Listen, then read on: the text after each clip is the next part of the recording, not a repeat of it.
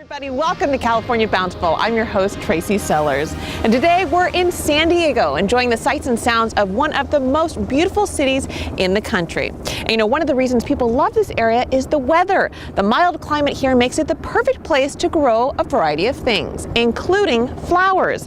And we met one flower farmer who has deep roots here in San Diego.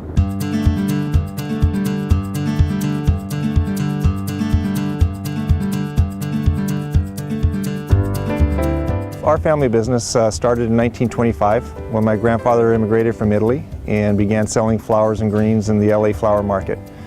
And shortly after that, he began farming in the LA County and did so for many, many years.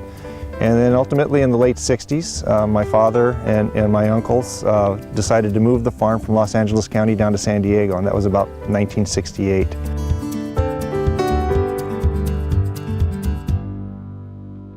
These are fillers, are like what we like to call the supporting cast. So we don't grow a lot of flowers that are the stars, the primary flowers that are going to go into bouquets and arrangements. We grow a lot of flowers that help augment, help make that star shine. Okay, so we're in our succulent houses. These are very popular items these days, and it seems like there's more and more varieties every single day I walk in here. But in general, they're very, very diverse. They're long-lasting. They're very unique, and at this time very popular in the floral trade. Okay, so this is Hypericum. It's an ornamental version of St. John's wort. So one of the things we like to say is that the guys that harvest this crop are never depressed. Okay, so this is another one of our major items here. It's known as Solidago, also more commonly called goldenrod. This particular variety here is a new one. It's a variety called Estelle, and rather than being a very, very gold product, it's a bit of off-white, cream colored. So it's very, very popular right now. This room is where we do our consumer-ready orders.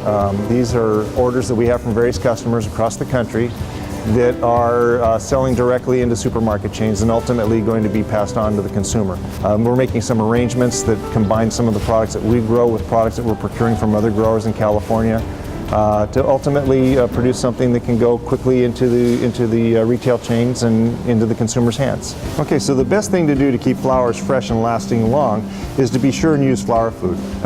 Most of the arrangements and bouquets that people will buy either at a flower shop or the supermarket will come with a package of flower food. If you follow these steps, a fresh, nice bouquet should last at least a week, if not 10 days.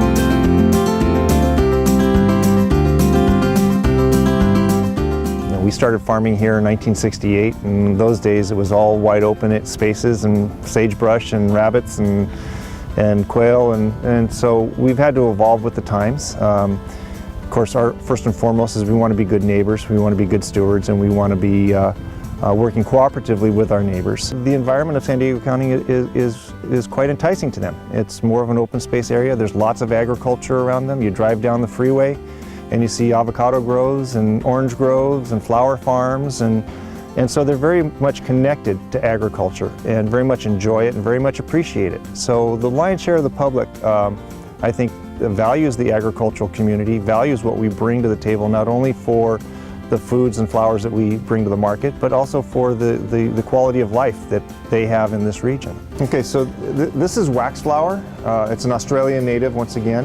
It is one of the larger products that's grown in San Diego County. San Diego County has over 6,000 farms, and most of those are small farms ranging anywhere from 2.5 acres up to about 10 acres. This is Liatris, and Liatris is a rather interesting and unique product.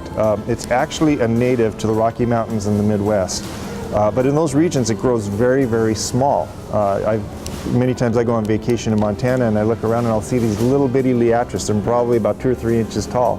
But I guess many years ago the Dutch took Liatris, brought it back to Holland, began breeding and selecting the variety, and ultimately developed it into this horticultural product that we have today.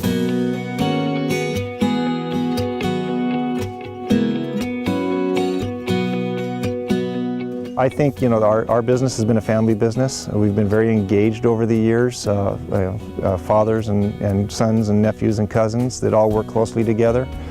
But that family attitude has portrayed and expanded itself to the employees, whether they're the mid-level managers down to the frontline pickers. They're all part of our family, and they're all committed to helping the business succeed and go forward. I think that we've been highly innovative. When you look at the things that we've done over the years, the things that we've strived to change, to adapt to, you can't do that without being innovative and embracing change. And so we've been very, very good at that. In the early days, I used to bring them home all the time.